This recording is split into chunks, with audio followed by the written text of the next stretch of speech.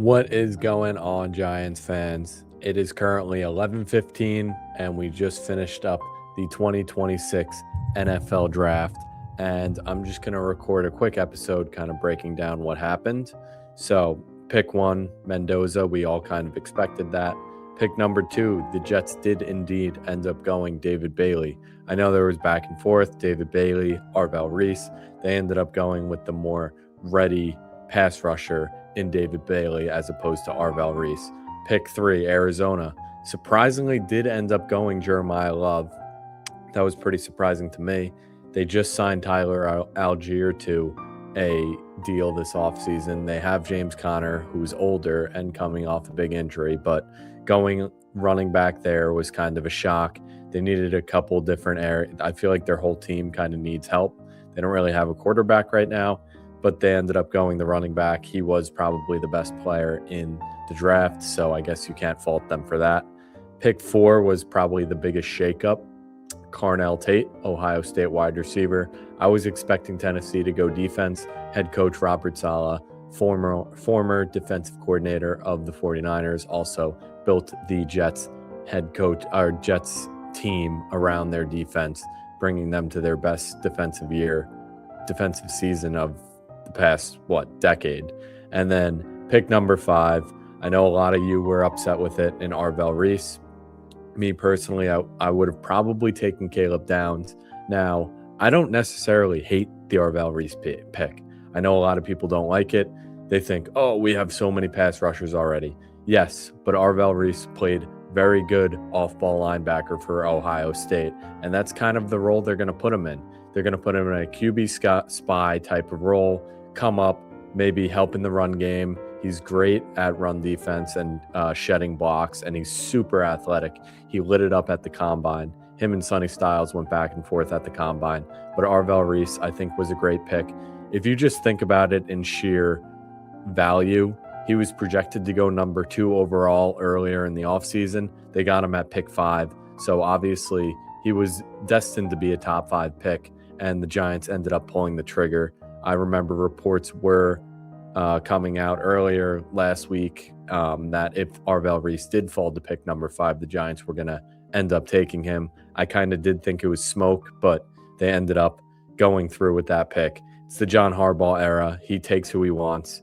And going to the next pick, I know number 10, I'm just going to skip through to number 10. The Giants' second pick, it was between Maui Noah and Caleb Downs for sure. I know a lot of Giants fans did want Caleb Downs in that scenario, and I don't blame you. I did kind of want him too. However, I do think long-term Maui Noah was probably better. Their right tackle, Illuminor, is only signed for 2 to 3 years. I think it's a 3-year deal, and he's up there in age. They're going to keep him at right guard for earlier in his career and potentially swing him out to right tackle maybe after Illuminor retires, or they release him, or he gets let go or something along those lines. But going back to that pick, it was kind of 50-50 between Downs and Maui Noah. But if you guys remember earlier in the offseason, I'll play the quote right up here. Let me grab my phone. But John Harbaugh said something along the lines of, we are going to win games by building through the trenches. And he wants to build the best offensive and defensive line in the league. And that's how you win games. So if you have a choice between a safety and an offensive lineman, is it the sexiest pick? Are people going to go out and get Maui Noah jerseys? Probably not. That Caleb Downs would have definitely brought a different energy, lots of jersey sales. But long term, I do think Maui Noah was the better pick there.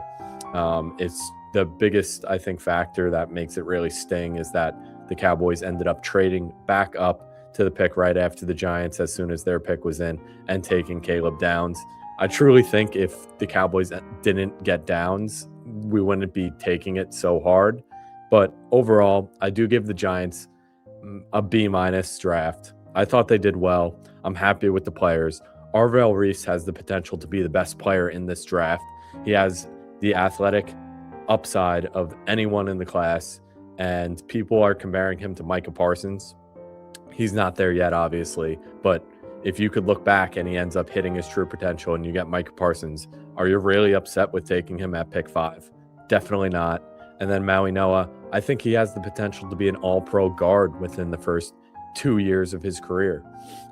He's great in pass blocking, great for Jackson Dart's development, and he's good in the run game, solid for Scatterboo and Tyrone Tracy. It's going to be exciting to see how the Giants attack the second round of the draft. They don't have a third-round pick. They could probably go defensive tackle. I think that's their highest odds. Maybe wide receiver could also be there, because as of right now, their wide receiver 2 is Darnell Mooney.